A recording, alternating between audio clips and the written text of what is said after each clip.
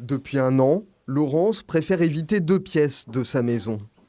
La quadragénaire n'a toujours pas entamé les travaux pour les transformer en chambres d'enfants. J'ai préféré garder les chambres telles quelles, des chambres d'amis on va faire. Et quand j'aurai la pelle magique, ces chambres d'amis deviendront des chambres de mes 2 enfants. Depuis 2017, après 3 ans de démarche, Laurence dispose de toutes les autorisations nécessaires pour adopter 2 Haïtiens âgés de 0 à 6 ans.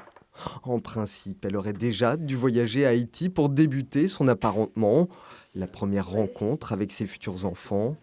Mais un arrêté gouvernemental pris en mars 2020 interdit le voyage des adoptants vers cette île des Caraïbes, jugée trop dangereuse. En Belgique, en Suisse, en Allemagne, en Italie, au Québec, ils continuent les apparentements, ils le font par visioconférence. La France, le ministre a décidé qu'on ne ferait pas de la première socialisation avec les enfants par visioconférence parce que ça pourrait être un échec plus tard à l'adoption.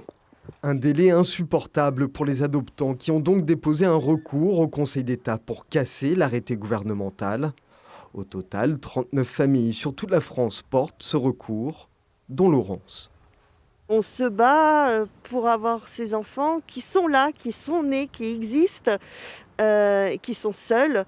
Et nous, on est totalement impuissants et on sait que derrière, ils nous demandent, c'est ça, c'est des 2 côtés, on a envie de se rencontrer. Rejeté une première fois en procédure référée au mois de mars, le recours devrait être jugé sur le fond cette fois, dans le courant du mois de mai prochain.